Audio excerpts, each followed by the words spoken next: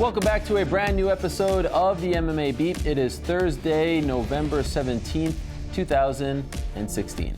Hello again, everyone. I'm Mario Helwani, back inside our New York City studio. Also back, it's the A-Team. That is Luke Thomas of SiriusXM and MMAfighting.com. That is the man in the hat, Chuck Mindenhall of MMAfighting.com. And of course, that is the man in the shirt, Jeff Wagenheim of the Washington Post. Okay, guys, 5 days removed from UFC 205. For us longtime MMA journos, we had been dreaming of the UFC's debut at MSG for years, right? What would the card look like? Who would be headlining it? What would it look like afterwards? Who's the main event? All that stuff. Now that it's over, now that it happened, now that history was made, did the UFC's debut at MSG, and this is, I think, kind of like the best way to sort of kick off this discussion, which obviously we'll be talking about this card from all angles a lot on today's show. Did it exceed our expectations? Was it better than you thought it would be? Was it not as good as you thought it would be? Was it just about as good as you wanted it to be? How would you characterize it? Well, I was in the media room, so I think I had a bit of a different perspective than like the average person who maybe was there or even watching on television. So I think in some ways it definitely exceeded. I mean, breaking the MSG gate, breaking the UFC record, breaking the UFC attendance record for weigh-ins. Again, we talked about it last week. You could feel the buzz. It was legitimate in all those ways. Conor McGregor making history. Insofar as that is concerned, there's just no doubt about it. It absolutely exceeded my expectations. Although I have to say, as a media member, when I got to the media room, it didn't feel all that different. It felt like, it felt like a big card, but like I was trying to say which one felt bigger at the time. At the time, UFC 200 felt bigger once I actually got to the media room. Like, we were just in the media room, the guys came through, we did the interviews, we went back to watching the TV. It didn't necessarily feel all that different, but I'm not going to say, that's just my unique, almost myopic perspective. But I just feel like looking around, the general enthusiasm, the fallout, the heights it reached, I think it was a home run. What do you think? Yeah, I mean, just from the way the card played out, too, I thought that was as good as the UFC could have possibly wanted it to. Because some of the people, like Joanna, for instance, I thought she stood out in a card that maybe the spotlight, people who hadn't really got a chance to see her, got a chance to see how she fights, and I thought that she looked great through her fight. And just, this whole welterweight picture thing, which I'm sure we'll touch on a little bit, but, you've got Wonderboy Thompson, who, again, has not been a spotlight featured guy for the UFC, even though he's had a couple of fight night, main event type things. I just thought that was a good chance to see him, even though I didn't think he performed like he thought he might. It was a great fight. You get a draw, and you're going to have people discussing what to do with that next. You do it again. I just thought that everything had a storyline coming out of it. As well as going in. Usually these things in prospect, they stand out on paper, wow, this could be really great, and there's a lot of times it's a dud. I just thought that this particular one exceeded expectations on that level, especially with Conor McGregor just doing what he did. We kept talking about history, but it was just the way he did it, how easy he made that look. And against a guy who nobody does that to. And to me, those things really stood out. So in my mind, coming out of it, I thought it really exceeded the expectations as far as what it delivered. Yeah, you talked about how it played out. The most impressive thing to me, in a way, was the fact that it played out at all. The fact that it wasn't too long ago we were sitting right here talking about how this card was not worthy of being the first card at Madison Square Garden in New York, and then they added the fights that made it a special event, and everything stuck. I mean, I know that they lost Rashad Evans in that fight. They also lost the Cowboy. It would have been really great to have those two guys perform, but how many cards can withstand losing those two fighters and still be just amazing? So everybody who was there made it there, and they delivered. And I think that there was, I would say that any negative stuff I would say was kind of nitpicking. I think that having your main event start after 1 a.m. is just bad idea, especially when you've lost two fights. Yeah. They originally, the original lineup maybe, but they lost two fights. Move everything up. Don't start your main event at 1 a.m. That's crazy. And little things. I mean, obviously some fans got priced out because not just because the secondary market was making the prices ginormous. But this is all nitpicking. UFC's got to find a way. Like they go to a city, they show you the arena from the skyline view, and then when you're in the arena, it feels like every other arena. Yeah. They got to do a better job of some kind of way to tell us we're in Madison Square Garden. Yeah. I don't think they figured out a way to do that. But again, okay, maybe I'm nitpicking a little bit. I will say, think about this. The biggest storylines out of UFC 200 were basically negative. Yep. And the biggest storylines out of UFC 200 are incredibly positive. Sorry, 205. I'm sorry. And almost to the point where you can't even fathom the ramifications of them. That tells you a lot. I was going to say that exact same thing. It just felt like UFC 200 on paper when they finally got all together, even though it was minus Conor McGregor at the time, it started to feel like, well, they've done a good job of salvaging this. They've made it into a big event. But it just, dark clouds kept coming over it before it ever got started with the John Jones stuff and coming out of it with Brock Lesnar. It never really lived up in that sense of being like, wow, this turned into, it almost turned into a colossal disaster. And a dud main event. Yeah, and a dud main event. So it's like, that was one thing you wondered about this card. I didn't think it would happen with Conor McGregor. That's one thing he has been able to do is deliver exciting fights as well as do his own. So, I mean, but again, I just didn't expect him to make it look that easy. I thought we might have another one of those, those types of fights like with the Diaz where both guys are getting nicked up and might go back and forth a little bit. But to come out of it like he did, just a bigger star too. Jeff, they broke all kinds of records on Saturday, including the MSG gate record, which, I mean, what an accomplishment that is considering what's happened in that arena, $17.7 million, weigh-in record, et cetera, et cetera. Do they do that? Let's just say the gate. Do they do that without Conor? Was this special enough to where they do it without him, or did they need him? I think it was special enough to do good numbers, and they certainly would have had a big crowd and all that. But I think without McGregor, it doesn't have that extra oomph that it needs to push it over the top of everything. I mean, and certainly the pay-per-views wouldn't have been. We don't even know what the number is, but it wouldn't have been anywhere near. Well, it went from easily beating the record to one of the highest selling. Right. So a couple of days later, right? Yeah, right. So, but we'll assume that it did really well, and it wouldn't have done that well. But I think that live, people would have still showed up to see the fights. It just wouldn't have had that same. I mean, this has transcended MMA. What was it? Marc Gasol in the NBA hits a three-pointer and does the McGregor billionaire strut, which he stole from Vince McMahon, but now it's McGregor's. He owns it. My man Odell Beckham does it when he's doing the interview after Monday Night Football. They're buddies. Exactly. We are buddies.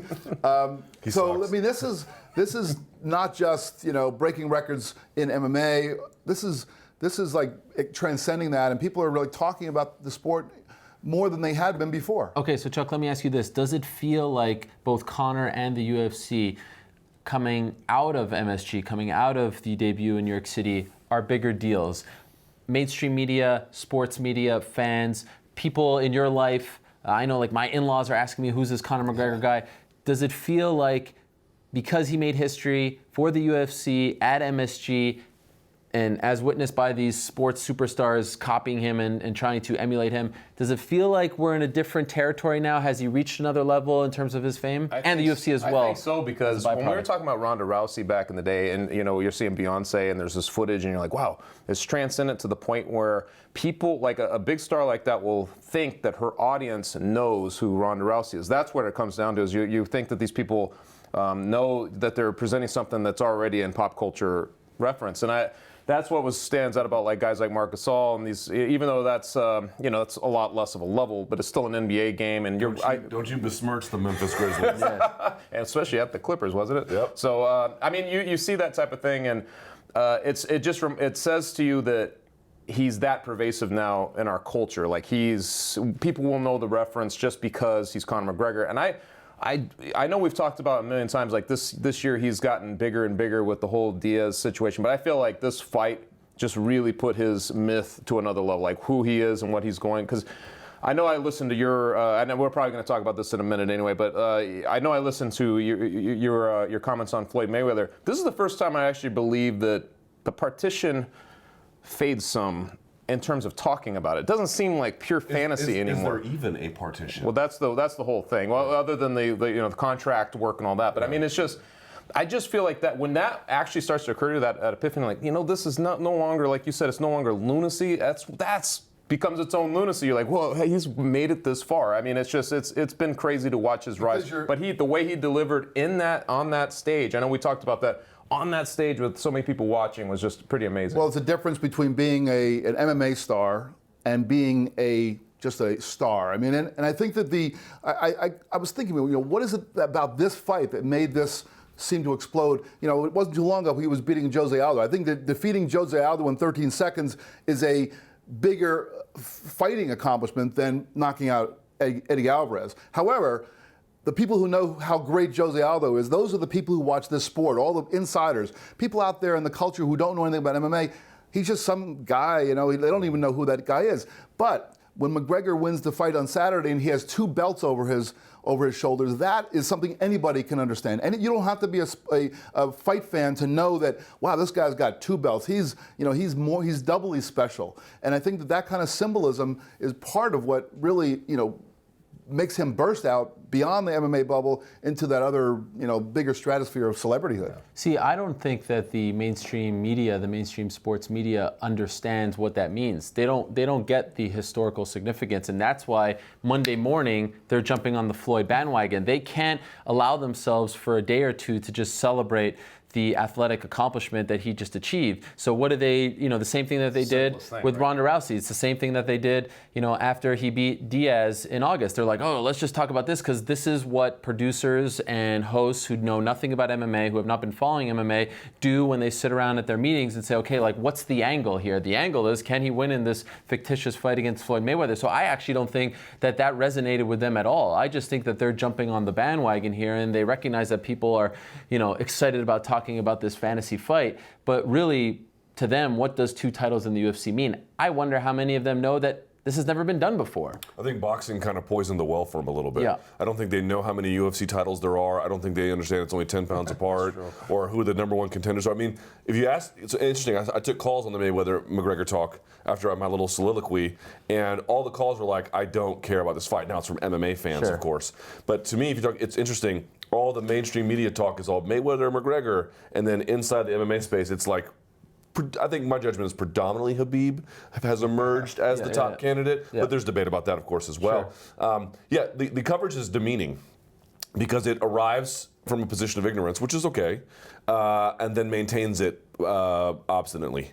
There's no effort at self-education.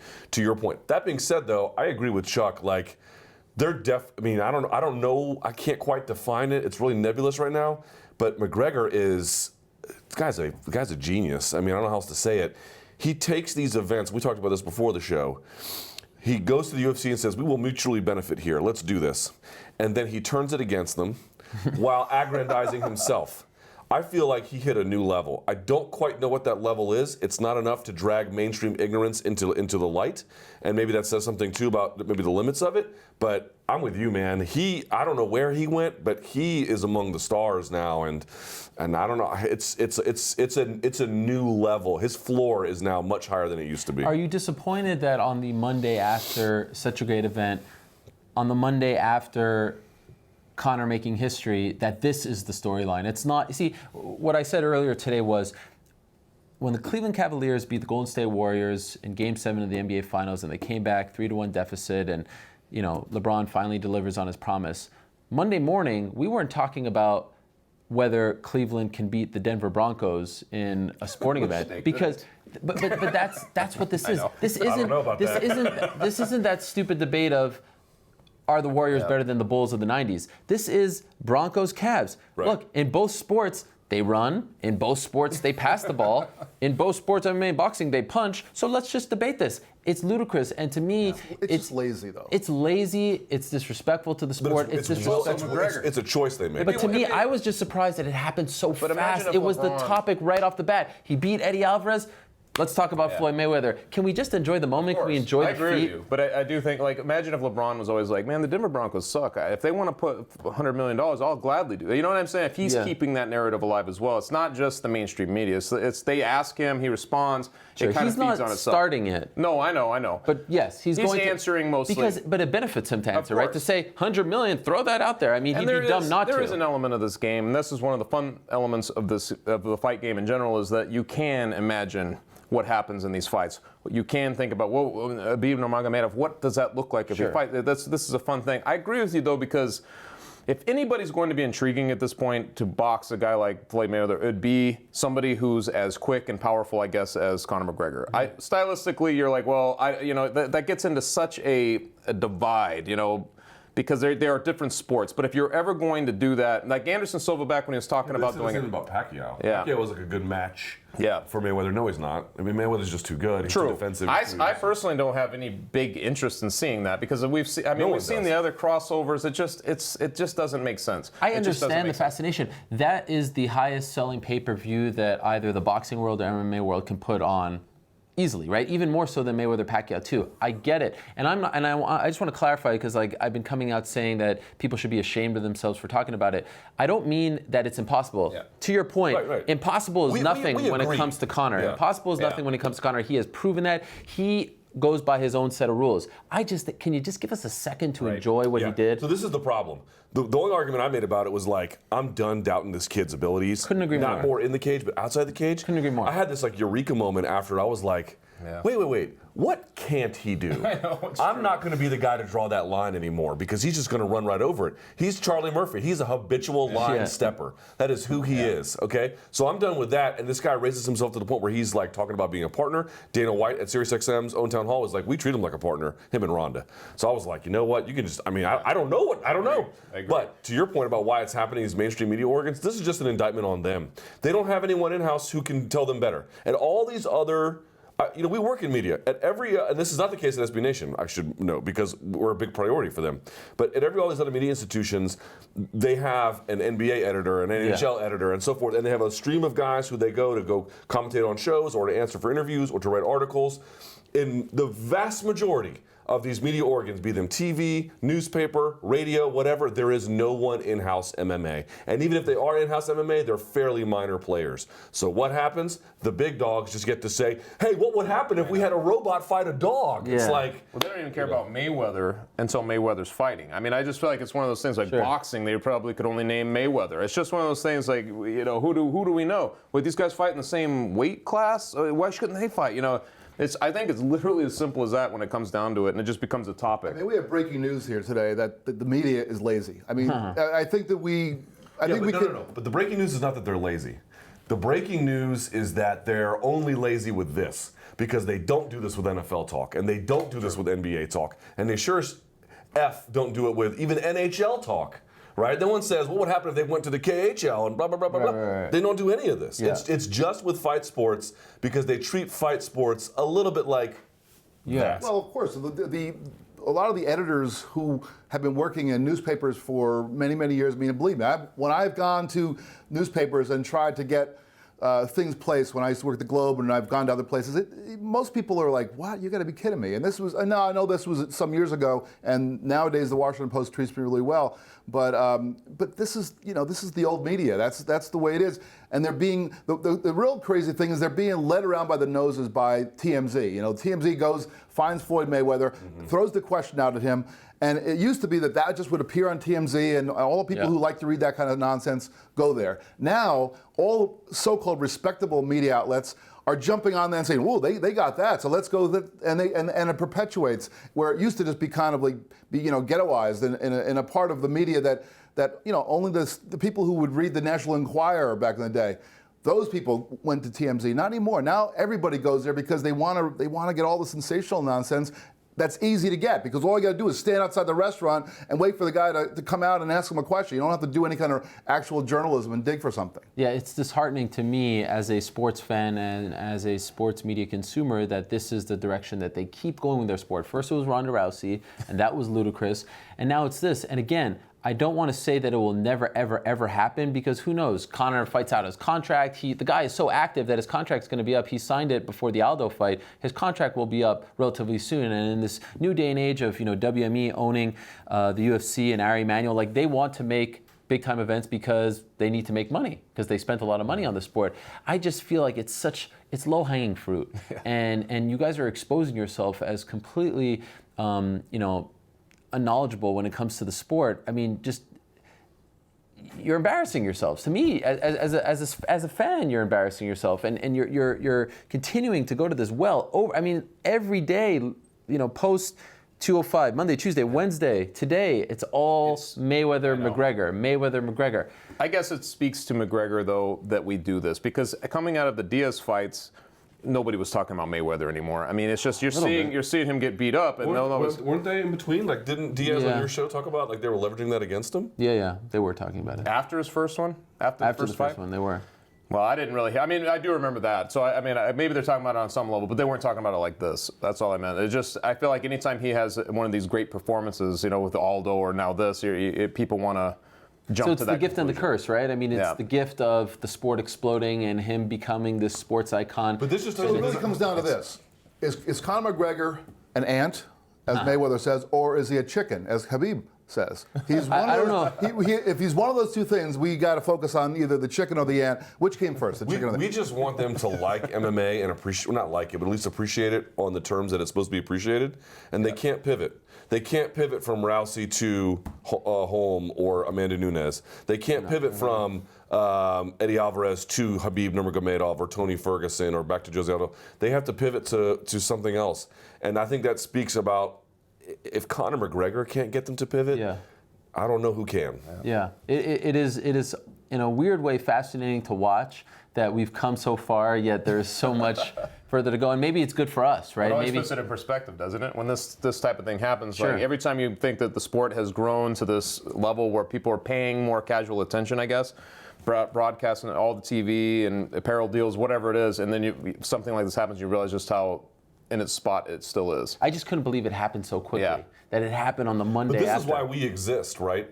If we were covering NBA or NFL, we'd have been, and SB Nation covers those things too, but I mean, we'd be absorbed into something else. But the MMA media industry exists because it has to. Because there are people who are like, I want this to be covered correctly. And so Yeah. that leaves an opportunity for people like us to do it. So, you know what? Thank you, Skip Bayless. Yeah. So, another fascinating thing about what Conor did on Saturday is that it's unlike what, say, the Golden State Warriors did last year. They broke a record because they had to win, 73 games and thus beat the Chicago Bulls record. They did it the same way any team can do it any year in the NBA. Conor's Beat the Wizards. Yes. Conor's situation is a little different because, as we know, he is abolishing the establishment that is the UFC in front of our eyes. He's abolishing this sort of meritocracy that used to exist in the UFC rankings. You beat this guy, and then you beat that guy, and then you're going to get a title shot. He's doing that. To me, his greatest accomplishment isn't so much his left hand, it's that he has created this set of rules that only he plays by, that he can act as a boxer. He could say, I'm my own promoter and I'm going to pick you to fight next, because you know that if he tells the UFC that I want to fight Nate Diaz for a third time next, they are going to give him Nate Diaz. And that to me is interesting when comparing it to what he did on Saturday, because he did not have to go through a who's who of killers at 155 to get the belt, the second belt. He just had to say, I want the second belt. So yes, it was historic because no one did it before, but do you view it from a sporting achievement standpoint differently than, say, what the Warriors did, because he didn't have to go through the meritocracy? Do you get what I'm saying? Yep. Because we celebrate it, and I'm the first to do so, but Right. it's a little different. Here's what we don't know. What is the hardest thing to do in mixed martial arts? Is it, and I believe it's probably this, but I don't know, is it to earn a title and then accept each contender as they emerge? Or is it to do what he's doing, which is to take, no doubt about it, tough fights against tough guys, former champions, current champions, but you're sort of jumping around? And the answer is we don't really know, because no one's ever really done it in MMA like he's done it. The model has always been from the St. Pierre's, even, well, less so Fedor, but certainly Silva. They just accept these contenders as they emerge. Yep. BJ Penn kind of jumped around a little bit, but not with enough success to really tell us what the answer was, or even really to defend his title enough either. So it wasn't like a great response. I think we might get a pretty good answer here. My hunch is that I've just seen so many talented guys try to stand a post and then eventually just get wiped out. The ocean will always crash into the rock and break it eventually, right? That's sort of my view.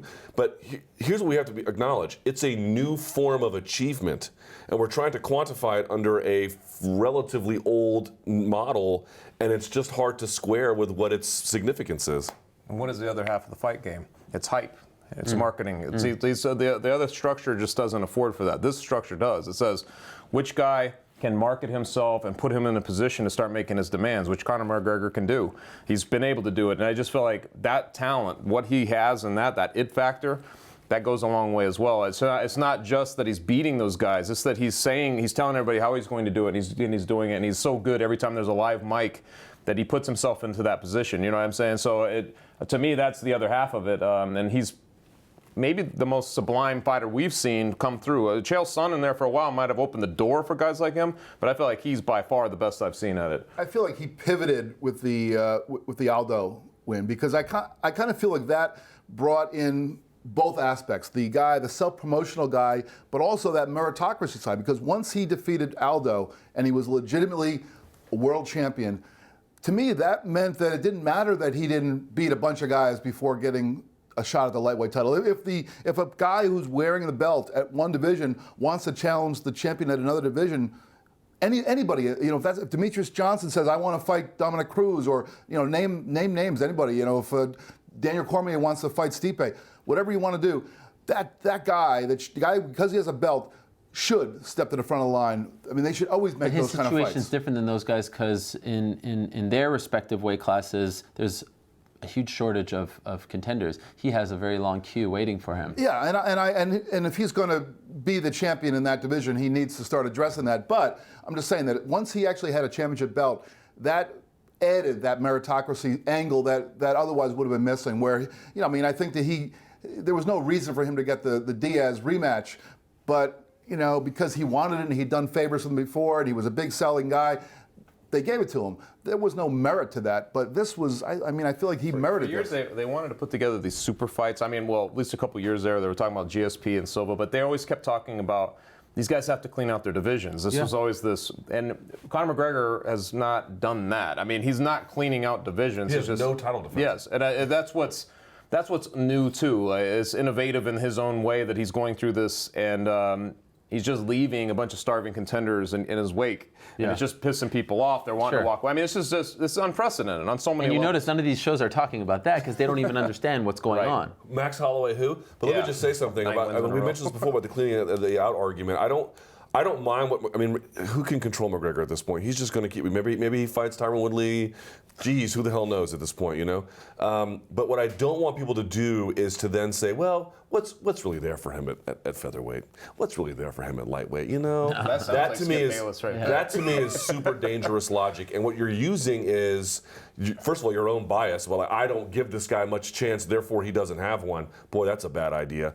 But more, the whole point about the contendership queue is not that every guy you thought came through was going to beat him. It's that this is a sport where you have that much room for error. And so far, McGregor has exceeded that. But you show up sick one day, you show up slightly out of touch, you make one mistake, guys like Max Holloway will make you pay. Guys like Khabib Nurmagomedov, if you don't tag him with that left, you are going to get some frequent flyer miles. That is how it's going to be. He is going to contort you like a pretzel. And so you want to see that. Maybe Conor McGregor beats all these guys, but I can't stand the argument that, come on, McGregor would beat him. We all know this. Yeah. No, we don't know this. I haven't seen that. Are people actually making that legitimately, saying that there's nobody can challenge this guy? That basically, what's the point of him going to, certainly for featherweight, but what's the point? Khabib less so. But they're like, Tony, he would just knock Tony out. How do you know this? Yeah. How many times in MMA do you have to be crazy surprised for you to say that this is not possible? And also, you could say that about most champions. Look at Demetrius Johnson. We look in the flyweight division and we're like, well, which one of these guys? They're getting a reality show contestant to compete against them. You could say that almost like right when Ronda was in her heyday. You could say that about almost all the champions, and I think it's faulty thinking no matter what. But if that's the thing that's kind of propelling the McGregor hype train, then yeah, I agree with you. Do you think this is now the moment of truth for him? Because I feel like for the most part we were all willing to put aside the no title defense thing when he went against RDA, certainly. Then the Diaz fight comes out of nowhere, and then after some, head scratching, we're like, okay, we get it. You want to avenge the loss against Diaz, and then you want to, do what you tried to do in March and get the second title. But now that he got both belts, and okay, now we're going to see where he goes. If he goes to 170, or if he sort of plucks someone out of not obscurity, but someone who's not in the queue, if he doesn't fight Diaz. If he doesn't fight Khabib, if he doesn't fight Ferguson, if he doesn't fight Jose Aldo or Max Holloway, if he wins, etc. do we now think differently of him? Is this where things start to change? Like his next step, is that the most important step in a way? If he fights Diaz, I will be very disappointed in him. Very disappointed. It's a fight you've already won. At 155, he looks phenomenal. There's no reason to think Diaz would beat him at that point. Of course, maybe he does, but he's already shown he can rebound from that. He has demonstrated an ability to beat him. I would absolutely hate it, especially given you got a guy like Khabib, 24-0. How many 24-0 records do you ever see in mixed martial arts in any weight class, in any era? It's virtually impossible to amass, and he's got one. And if that's not good enough for you, how about the 9-fight win streak Tony Ferguson is on? He just beat the former champ. And if that's not enough for you, you have an interim champion for you at 145, and if that's not enough for you, you have the guy with another record streak behind him. It would be outrageous for him to go outside. So I guess that's a yes. Well, here's the problem. And I don't have a good answer for this. What if he goes to 170? Right? Can you say he's not fighting tough guys? I know. He's fighting tough. Tyron Woodley is tough as nails. I think that's different again because then he is competing. I mean, I recognize then it's on the UFC. I don't have a problem with McGregor saying, I'm going for 170 and getting that belt. But then I want to say the UFC has to say, okay, well, all power to you, but we're not going to allow you to hold 3 belts. We're not going to allow you to hold these 2 belts while you go compete for that one. We're going to take one of those. We're going to take the 145 belt. That's the one that's been, that you haven't defended. They have to do that. They have to do it. What do you mean have to? There's no way. He's not going to let them. He's already said. They've already said we're taking one of the belts post 205, and he said no. Did they take one away? Well, we're less than a week away. They're not going to give him. They're not even going to. Okay, so this is the thing. Are they doing all that? They're making a ton of money, and he's so popular, and they're so popular as a result. But are they risking pissing off a large portion of their I don't want to call them employees, of their fighters? You know what I mean? Like Khabib Nurmagomedov sent out a tweet yesterday tagging Dana White saying, "I will never fight for you again." Now, of course, we've seen these threats, we've heard these threats. More often than not, they don't come to fruition. 5 years ago, that was unthinkable. It's different. Yeah, it's a different the promotion was always nobody was above the promotion, and I feel like we're at this moment where you're like. This was the same with Ronda Rousey too. She outgrew the promotion in a strange way because everybody wanted to see Ronda Rousey. But I feel like it's also true of Conor McGregor at this point. Logic is his logic. It becomes down to his logic, and he's such a good person of explaining why he's choosing to do these things that you just fall in, or half the people fall in, especially the national media, are just going to fall in. It doesn't matter what he does. If you say Diaz, people are going to point to, of course you do that fight because look at it has the record still. You've got to do the trilogy. People are going to get behind it no matter what.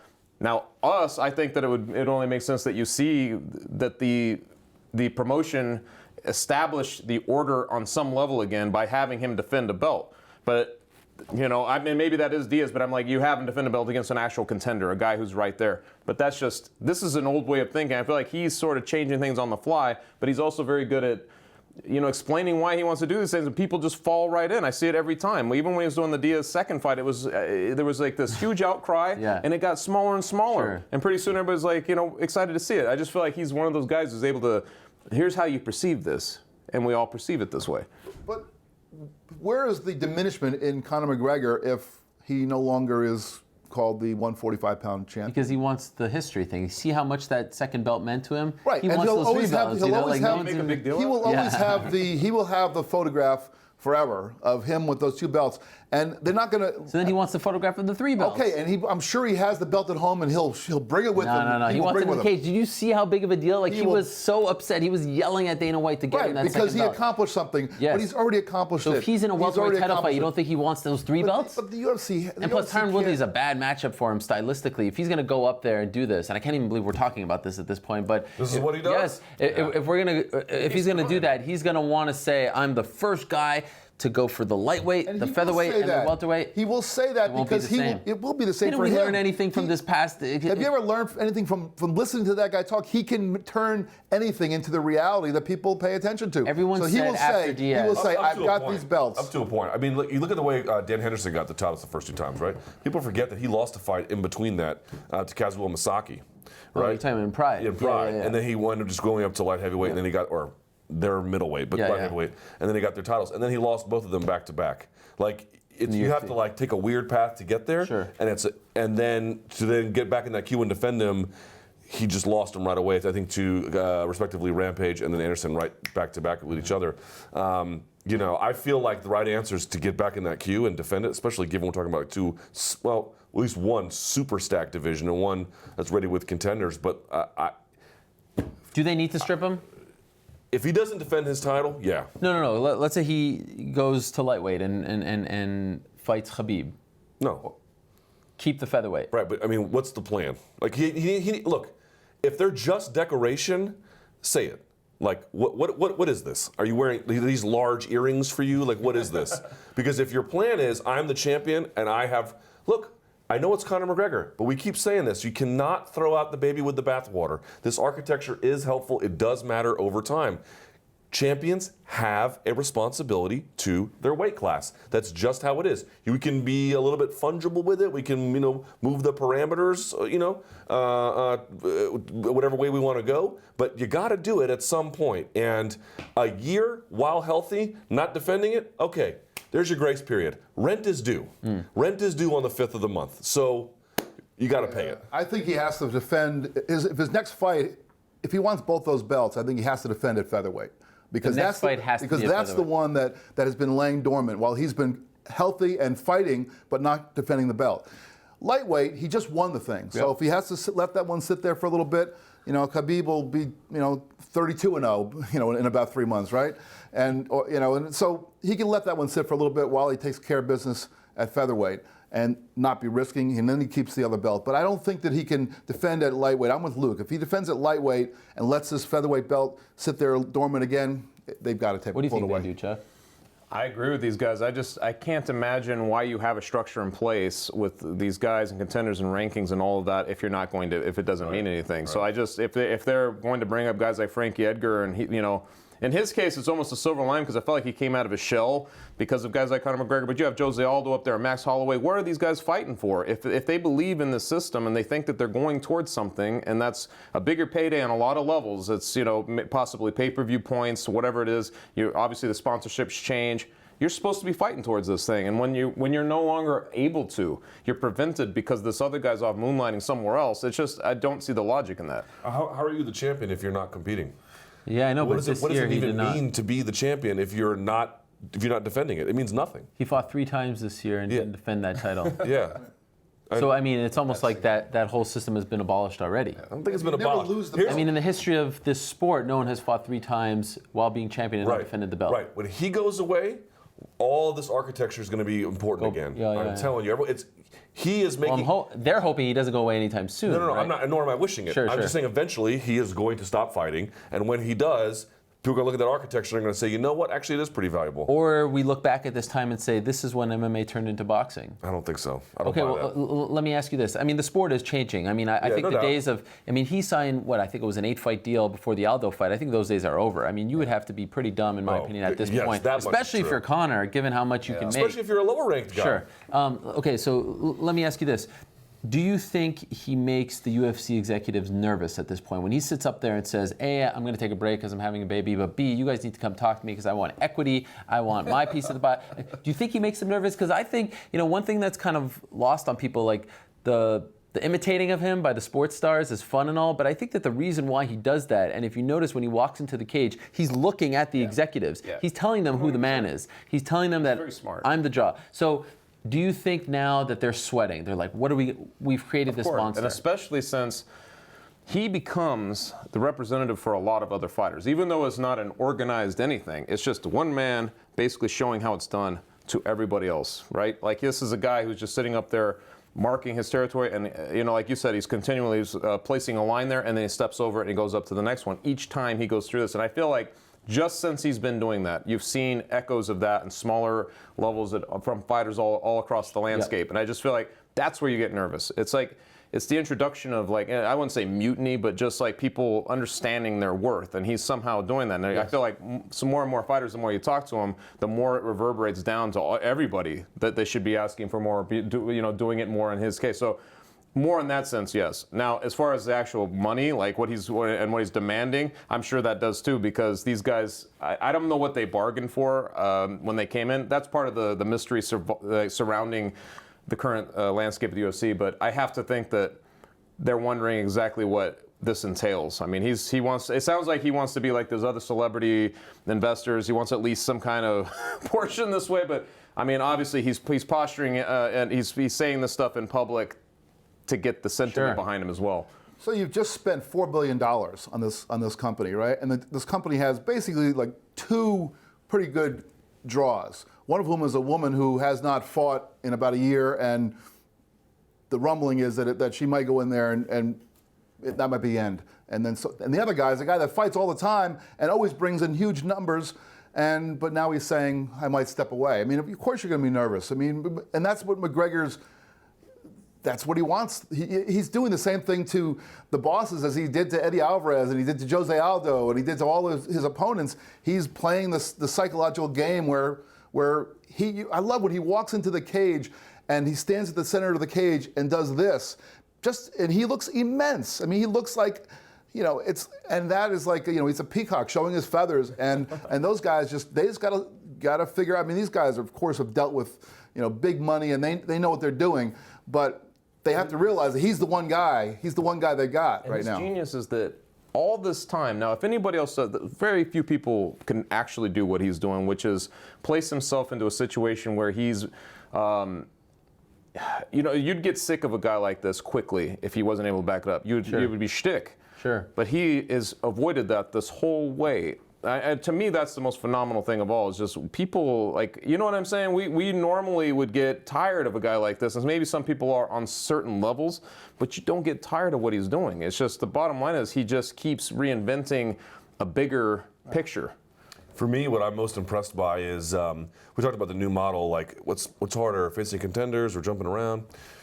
For me, the biggest revelation has been, and I think about Couture or, who tried to take him to court, or even GSP now, I'm a free agent. I don't think this is replicable at scale, although him encouraging other fighters to speak up is somewhat replicable. But to me, the genius of him was he never, as he got bigger, he was never like, I'm going to go and work outside of the UFC. He always maintained, I'm going to be loyal. In other words, he didn't try to take him to court and have some judge sit in and was like, with their chin scratching to way over the esoterica of some law. He decided, rather than trying to work outside the system when I have disagreement with him, I'm going to work inside the system. I'm going to find my way. I'm going to use the system against itself to launch me. And I don't think a lot of guys ever thought that way. They thought I could get a little bit, but I have to play nice. I could use Strikeforce against them. I can use Bellator against them for a little bit of, self-aggrandizement. He always thought, I'm going to give them major returns, and then I'm going to ask for even more. I'm going to give you 2, and I'm going to ask for 3. And he just kept climbing the ladder because he kept offering them these really valuable propositions that no one else could replicate and they couldn't say no to. And then he always had his pound of flesh at the end. It is brilliant. It's brilliant. No one's ever really done that in the UFC. And how far he can take it is really anyone's guess. Self-belief is like that's other level self-belief. To be able to set it here and then surpass it and set it here and surpass. I mean, that's really the sort of subtext as he's planted to this, where we start to share into his mysticism that way. It's funny you bring that up. All these guys have self-belief. Like, all these guys are like, no one can beat me. Right. But he took it to the end of that line. Like, he took it in a way where you almost think these guys are kittens compared to him in terms of, like, how it's almost insane to be as self-confident as him. Like, I couldn't imagine, does he have any humility? I'm sure he must. Sure. But it must be, he's got a great ability to just hide it when he needs to. Well, our old colleague, Ben Folks, I think, put it very well on Monday, I think, or Sunday, when he said that maybe his greatest trait is that he's not afraid to embarrass himself. Nope. He doesn't worry about stepping outside his comfort zone because he's that confident in himself. And our guy New York Rick on Monday went one step further. I mean, that basketball shot, that ridiculous shot in the tights, that speaks to that, because here's a guy who doesn't play basketball, who's wearing, his skivvies, and he's like, yeah, for sure I'm going to sink this shot. There's no problem with putting myself out there. Let me ask you this, Jeff. If he is to be believed, and I have no reason to doubt him at this point because it's really everything he says is seemingly coming true, that they don't talk to him, that they haven't talked to him yet, that the new owners haven't sat down with him, that they haven't, made an effort to get to know him and see what his plans are. Is this the craziest thing you've ever heard? These guys bought the company in July. The deal was completed in August. Could you imagine someone buying the Cleveland Cavaliers and 4 months into their ownership, they have yet to sit down with LeBron James? Could you imagine someone buying the Cowboys and not sitting down with Des Bryant, or every example? You know what I mean? Like, They haven't sat down with Conor McGregor. They haven't flown to Dublin to meet with Conor to get on his good side. Does this sound like the craziest thing you've ever heard of? You know what the maybe the most telling moment in the aftermath of this was, and it was actually on your show on Monday. I was listening to John Kavanagh talking with you, and you asked him, so did you guys have your ceremonial sip of whiskey after the fight? And you could see that he wasn't upset, but you could tell that he was very disappointed that it didn't happen. You know, that was something that I mean, obviously it's all about dollars and cents, and Conor McGregor wants to make the most money and all that, but there's a certain family kind of thing. You know, Uncle Frank is what he would call Frank Fertitta. Who was in attendance, by the way. Right. There was something about the connection that he forged with the Fertittas and even with Dana White that made their business together very profitable for everybody, but it seemed like there was a pleasurable part of it for him. If that's not going to be the case now, just imagine how many laps around their brains he's going to run with all of his stuff, because he is running the show. He comes out there and says that stuff, as you guys are pointing out. The self-confidence is over the moon, but it's all backed up because it's all real. I mean, you've seen guys that try to pump themselves up and pretend that they're something. Like I remember Ricardo Mayorga, we used to always do that in boxing, but then he'd go out there and get knocked down. Adrian Broner, great example in current boxing, puffs out, but then gets beat up. This is a guy who believes in himself because he has reason to.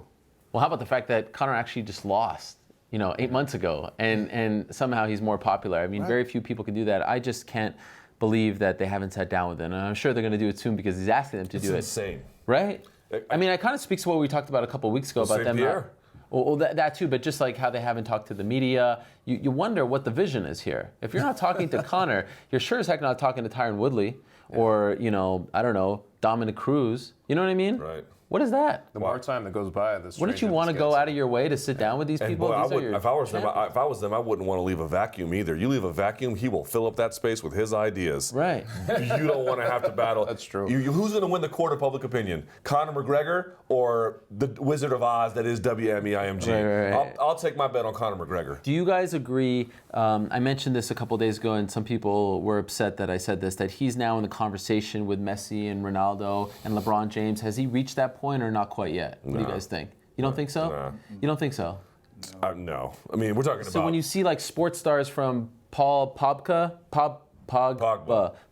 Yeah, Sean Sheehan's favorite. I was thinking of Didier Drogba. So international soccer superstar, Odell Beckham, football superstar, Gasol. Dude, you should look. I mean, Ronaldo's heard of any of those guys? Dude, Ronaldo's measurables are far beyond that. I understand his Twitter, but like Ronaldo went to his training camp to take a picture with him. Yeah. So I'm just saying, is he in the conversation? I'm not saying he's more. I'm not saying. Oh, okay. But is he in the conversation now? Because no MMA fighter has ever been in that conversation. I would say that in the vacuum that Pacquiao is fighting again, but the Vargas fight, I don't know what kind of numbers it did. Probably not great. Mayweather's retired technically, still in the headlines a little bit. Mayweather's last pay-per-view did 400,000. Yeah, right. It was terrible. The Broner fight, right? No, the Berto fight. Yeah, sorry. I feel like, and I made this argument maybe a year ago, maybe it was premature then, and it still is a little premature now, but I kind of feel like, don't you guys feel, maybe I'm wrong about this, I feel like MMA, even maybe globally, not quite, has kind of ascended as the preeminent combat sport. Don't you feel that way a little bit? No? We're entering Skip Bayless territory. No. No, I know what you mean. And I agree. No, certainly in England England right now is having a renaissance of boxing. It's not true there. There's going to be parts of Southeast Asia where that's not true. There's going to be a lot of parts where Germany, it's obviously not true there. I'm not saying that, but I'm just saying from our generation, it was very clear, obviously there's no MMA, but I just mean, who are the stars, at least North American English-speaking media talk about? They almost never talk about boxing. They always talk about MMA. He is the preeminent star at this point. I guess that for the Rousey debate's fairly over at this point. So he has ascended to that. Plus, he's Prince Nassim. Only, he's got 2 belts. Only he's beating all of the contemporaries. He's winning all the big ones. Yeah. So I just think he stands out in a unique way. Let's pivot a little bit because I feel like we could talk about 205, and honestly, I feel like in some ways we're not giving enough attention Invicta, to. right? Want to get to Invicta? No, to Wonder Boy and Woodley and all that stuff. But I have to ask you about this because last week we talked a lot about Ronda Rousey. You mentioned Ronda Rousey, and I felt like the juxtaposition of Ronda showing up at the weigh-ins. So they're trying to make this into a big deal. They never do that. They do this face-off after the weigh-ins, which, you're trying to piggyback on the Madison Square Garden moment and McGregor, and I get it, it's smart, think outside the box. But she comes in so upset, she walks off, she's scowling, and I felt like the fans were just, the ones around me were like, what was up with that? Like, we just wanted to hear her say, I'm back, something, just say something to us. These opportunities. But so the juxtaposition of Conor doing this and just sort of having this joie de vivre and playing to the moment and taking the shot and the mink coat and just sort of like being a little playful, and then her being so upset. Yeah. Was it ever more clear as to like who's kind of doing it right and who's kind of doing it wrong at this point? No, I agree with you 100%. I mean, that occurred to me at the time too. I was like, here we are, because you're right. There is a playfulness to Conor McGregor's lead up the whole way. Everyone loves to laugh. Yeah, and it's joke. like he makes it fun, and somehow that's not very fun. The petulance isn't fun. Like when you're storming off, and I don't know. I just keep waiting. I go all the way back to that SNL time when she was on SNL, and I'm like, why didn't you make fun of yourself a little? Because that would have transcended so big for her at the moment, but she just didn't do it, and they just didn't write that in. And since that time, I feel like it's only gotten worse. So I feel like now we're only going to get into this fight with her petulance in tow and wherever she's at that way, and you have to put the narrative more on, in your own mind, like, what is she going to look like from a black and white issue? But you're not going to get anything. Not that she was this overly fun person, but she certainly had more layers before. I think that last point you make is the key point. I think it's kind of unfair to measure Ronda Rousey in terms of charisma next to Conor McGregor. This is not. They were literally on stage like a minute apart. Right, but charisma-wise, this is, Ronda Rousey was a star, became a star for different reasons, because she's a woman in a male-dominated sport, and because she was so dominant. And to some extent, her moodiness and the way she stormed around kind of added to her mystique, maybe. But there was never really a charisma like McGregor has it. Whatever that it is, it's bigger than in him, and he has it. See, I disagree. I think she did have a charisma, and she does have a charisma. I think it's a different kind of charisma. Coming to the cage like Mike Tyson wearing the hood, that's charisma. You just have to have, you have to have, you have to understand the moment. And even like when she knocks out Betch Cohen and says, "Don't cry," that's charisma. That's understanding the moment. I think that people are having a hard time getting behind someone who does seem like, the kid who doesn't want to go to their room after being punished, and she's like pulling away from her dad's arm. When you just see Conor jumping in there and not everyone's Conor, and I get that. True. I just feel like it's a little tone deaf. People want to get behind her. Hit than his. People want to root for Ronda Rousey. People want to see her succeed. It reminded me of, I say this as the child of divorced parents, it looked to me like that was divorce court. where Ronda had to show up in front of the judge Dana, and here was her ex-partner Amanda, and they had to do the ritual in court. And the second she didn't have to be there any longer, she was gone. Like I will be there. Just enough to comply with what I have to do, and the rest is on you. Which tells me, I could be wrong. Maybe we should go in there and smoke her. I don't know. I'm still betting on her. She seems over MMA. And if she seems over it. If this is fabricated, then I think they're making a mistake and they need to shift. Like Anderson Silva, right? Anderson Silva wasn't the most, he wasn't the most colorful interview. He didn't really say much. But as far as his non-fighting career is concerned, what's his most famous moment? Most famous moment? What's the moment we was I back, right? Yeah, I back, yeah. 5 days later, he says, I back. That was it. And everyone was like, holy crap, I need to see that fight. I need to see that fight. He didn't go and hide. But he wanted to tell fans he was back. Yeah. Does she want to tell fans Well, she's that's back? the question. That's the question. Her it factor, like you mentioned, Tyson, was more like that to me. Her it factor was in the self-belief and intensity, this burning intensity and drive to compete and not lose, and invincibility. These things were her it factor, and that transcended for women and girls and all martial arts players and people in general. Like I felt like that kind of went across in that way. That's how her it factor. And I don't know how that's why we keep talking about where's her psychology heading into this. Is she over MMA? Because did the one thing that made her feel vital in the world of this sport go away? That's what you wonder. Because she's not giving us any indication. Okay, but it's one thing to have like a scowl when you face off, but she seemed to be generally scowling, right? In other words, if you take someone to the stage and they would have whatever mood, and they face off like whatever, and when they get pulled apart, they generally they calm down or whatever, and then you can put a microphone on their face.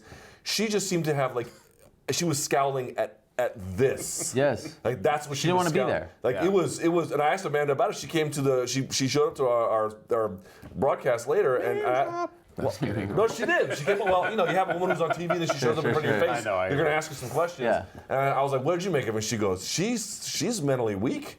Now I don't know if that's true, but that's her perception of it. Like I feel like not only are you pissing off the fans, you're emboldening your enemy here. Do you wonder? It goes back to the Holly Holm fight pre-fight, because we were having similar discussions about is she mentally ready for this? Just the way she was reacting, and remember the whole skirmish after the weigh-ins and all that.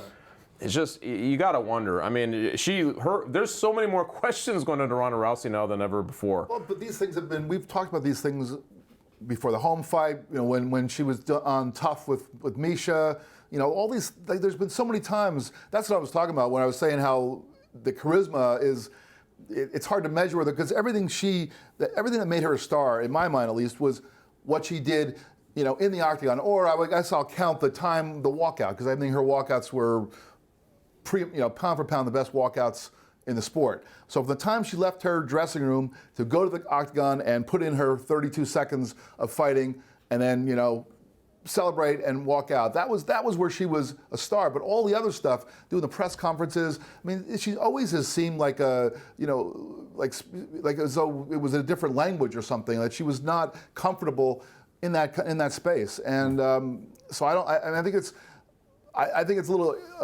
I don't want to play the dangerous game of saying like she needs to be Conor McGregor, because you don't want to do that. You don't want 1,000 Conor McGregor. Let's think of it in a different way. Let's try to defend her for just a second. Maybe it's that she realized doing all that media stuff that she wasn't ever comfortable with, that she didn't like doing, she's just not going to do it anymore unless, again, the bare minimum she will do because she doesn't want to get back to it anymore. That's not an get that sense. Yeah, that's not an FU to fans. Maybe not even to the UFC itself. Just to that process, she doesn't want to be tethered to it anymore. And she probably, at least for now, doesn't have to do as much as she did back in the day, because everyone kind of knows who she is. Don't you wonder, though, let's say she goes in and beats Amanda Nunes like we're used to seeing her do it. She's back? If she comes back in the way that she was before. Because in some ways, I feel like it's so much easier for her to talk about herself off of a win, or to imagine herself back into that space than it is to have to talk about a loss or what's been going on. You know what I mean? I feel like that's her personality. Maybe. Let me ask you guys about this as we quickly run out of time here. I thought, and stick with me here, I thought one of the big winners last week was someone who did not fight. It was John Jones. Because John Jones received a year suspension from USADA on Monday of fight week last week, and he still has to face the music from Nevada, but no one talked about it. Witness the fact that on this very show, I forgot to bring him up, and I will fully take the blame. Ariel. Because there was so much to talk about. We all were reveling in the moment, MSG, and even after the fact, let's not forget, John Jones was maybe one win away from, from earning the right to do what Conor did after winning the featherweight title. What I mean by that is, if he would have defeated Anthony Johnson at 187, he would have officially cleaned out the division. There was no one left, and it would have been a natural move to go to heavyweight right away, get that belt, and be the first man to do what Conor just did. Conor won the belt and then went to 155. I don't begrudge Conor, but Jones almost did it the hard way, if you get what I'm saying. He defended the belt successfully over and over again, and no one's talking about him. And I feel like that's almost a good thing right now, because we all kind of forgot. We forgot that he was suspended for a year by USADA. He took a chance, he did the arbitration and lost. And he could tell us whatever he wants from his statement, but he lost. He got the suspension, and now he has to face Nevada. Do you guys agree that in a weird way he was almost a winner last week because we weren't talking about him? It's also, there's some irrelevance that starts to happen with him at some level because of how many times we've been through his problems and him dealing with these things. At least for me, I mean, I know that was a big deal because it gave you a definitive timeline as to how long he'd be out, and it did backfire on him. And then you have this other, still the Nevada thing coming up. But I feel like he's now in the space of would've, could've, should've, like you were mentioning. He could have been the guy who, did these things that Conor's doing, but he's not.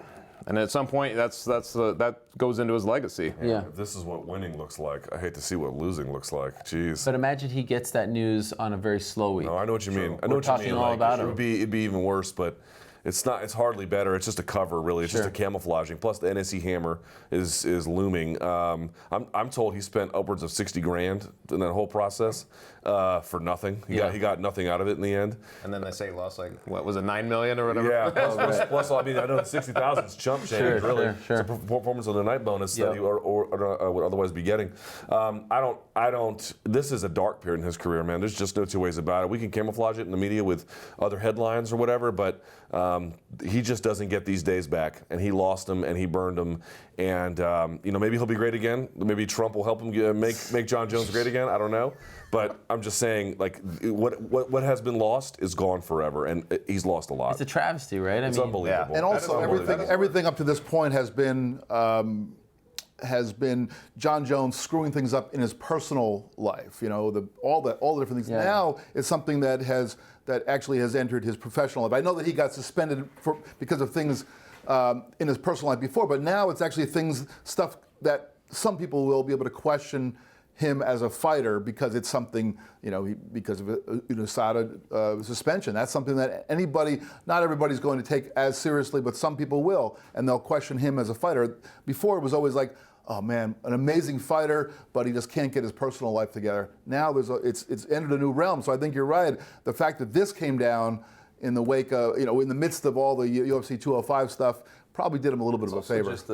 He's always had a problem with like sincerity, I guess, or something along those lines. But the fact that he's in trouble for the dick pills thing, and just the way he carries himself, even in this moment where Dana White goes on and says, hey, he's never main eventing for the UFC again, which is a ridiculous statement. I mean, you have to go back to 2011 or something. Something like that before it was like UFC 126. I looked this up at one point. The last time he didn't headline a card. So it's one of his cards. So, I mean, it's a ridiculous statement. What does he do? He's wrong about that. He just doesn't, the contrition thing, it never can sit below his arrogance. He can never, he always has to show you that it's not sinking in the way that you would hope it might. I was wondering in the week of UFC 205 when Conor comes out doing the skipping thing and snatches the belt and I don't know if that coat was rented or just purchased because it had the tag on. I think he was actually shooting baskets. Well, whatever it was. I mean, he's doing the Thriller Michael Jackson thing, whatever it was. I was just like, is this? Apollo. And these guys come out. And then he has the weigh-in beast behind the scenes with Tyron Woodley and Habib, and I'm just like, I was like, I think he's going to win, but this is like distracting. Never forget, we had John Jones in cuffs 3 weeks before his fight with UFC 197, and he still won. And he still won. And it's you just wonder like what could have been, and I'm at a loss for words. Okay, fun game to end. All right. Oh, here we go. It's a fun game called True or False. All right, that's all I want. Okay. True or false. All right. I abstain. All right. Tyron Woodley's next fight will be against Wonderboy Thompson. True. Joanna Jędrzejczyk will be the second fighter in UFC history to hold 2 titles at the same time. False. False. I'll say true. What? You skipped the cue. Well, he was delayed. I was pondering. Yes, well, I like the pondering. It was actually a bit of a dramatic moment. If they invent that weight class, right, she's going to be the first, first in line. And you say false. Michael Bisping's next fight will be against Yoel Romero. True. Yeah, I believe that. True. That's a no-brainer. True. Okay. Misha Tate will fight in the UFC again. Ooh. True. I'll say true.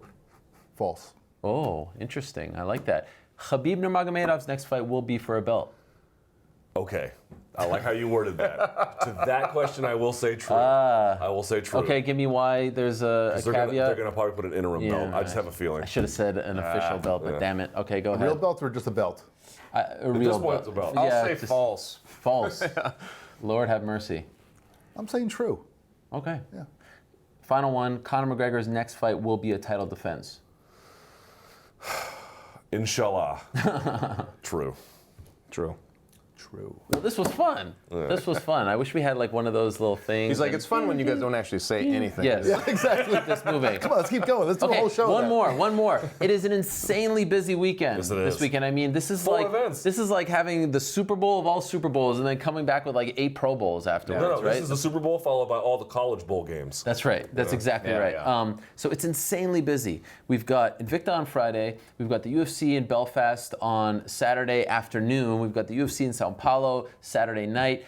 You can even throw out Kovalev Ward, right? We've got Bellator on Saturday night as well. Benson Henderson versus Michael Chandler, an insane fight. Love that. Best fight of the weekend. Two of them, very quickly. I think it'll be a great scrap. Ian McCall versus Neil Seary will be fun. And I am personally looking forward to Claudia Gadelha versus Courtney Casey. Want to see that one. Wow, interesting. I didn't expect those. Yeah, I was thinking about that one as well. Look at there. Yeah. But I will say, I'll go with the Chandler fight. I mean, with the 2013, both these guys are defending their lightweight champion in opposite promotions, and here we are finally seeing him. Plus, you got Chandler. I feel like he's got his mojo back, especially after that last fight. It'd be fun. And then you get Benson Henderson. You're like, he hasn't looked great since he's went over, but now he's getting this big spotlight fight. See where he's at. To me, that has a lot of interesting storylines. I would go with the other flyweight fight, Horiguchi against Bagotinov, because both of those guys are, that should be like a number one contender fight, but it's not, and it's way down. It's like way down in the prelims of that fight card. So it's that's a great one, and of course I'm looking forward to the Chandler fight because I love the way Bellator is promoting it. Talking about Michael Chandler's defeat, they show him choking out Eddie Alvarez, then they show Benson Henderson, and they put up the names of the guys that Benson has beaten: Frankie Edgar, Nate Diaz, and who's the third one? Absolutely should. A third one they had Josh up there. Thompson, I think. No, it wasn't. It was somebody in the UFC. Yeah. So I love how they're promoting right? it. It's a really great job of promoting. And of course, I'm not going to sleep on the boxing match. That's a big one. Oh, it's a super important fight for Benson Henderson. Could you imagine him going 0-2 in title fights in Bellator? And I asked him yesterday. I was like, how would you grade yourself in Bellator? He's like, dude, not good. Yeah, not good. And this was a guy, he knows he's looked bad. And this was a guy parallel with Conor McGregor when he went over there. He's going to go for both belts. It just shows you how difficult this task really is. Even though he went up, there's a different sort of thing going on there. He did beat Brandon Thatch. Yeah, that's true. Yeah, it's true. And Masvidal, right? Two more, why not? Gegard Mousasi rolling the dice and trying to run this one back with Uriah Hall. A dangerous fight for Mousasi, who's on a roll. Their careers have gone in different directions since Hall knocked him out. So I get why Hall is taking this fight, even though it's hard to replicate that. But for Mousasi, on short notice as well, that's a dangerous fight. And also, the story of the year, free agency, Ryan Bader going into the final fight of his UFC contract. Against Lil Nog, who he beat at UFC 119, but when that sort of free agent status is looming, you always wonder how someone is going to do. He is not the biggest name in the sport, but in a division that is lacking names, for sure. I kind of feel like the UFC needs the Ryan Baders of the world, Coker would love to have him. And I think Spike would as well. He's a former Tough winner from their era. I'm sure Rampage would love Bader to come back over. Yeah, but I still feel like, look, if DC gets by Anthony Johnson, and who knows when John comes back. He had his little thing with Bader at that press conference. There really isn't anyone else for him to fight at 205 if you just look at it. So if Ryan Bader gets this win, what can he command on that open market? So I think that's interesting as well. All right, we have run out of time. We've gone 6 minutes over. They're very mad at us, so we have to wrap this up. Thank you so much for watching another episode of the show. A fun show, wow. So I honestly feel like we could have gone at least 2 more hours. This is the anti-Skip Bayless Shannon Sharp edition. He said it, not me. We should have worn ridiculous suits to match them. And hats. That's Jason Whitlock. Well, that was... Whitlock. All right, we are done. Enjoy a very, very, very busy weekend of mixed martial arts and combat sports. We'll be back next week to talk about it all. For now, we'll say goodbye. For Luke, Chuck, Jeff, I'm Mario. Again, thanks so much for watching. Enjoy the fights.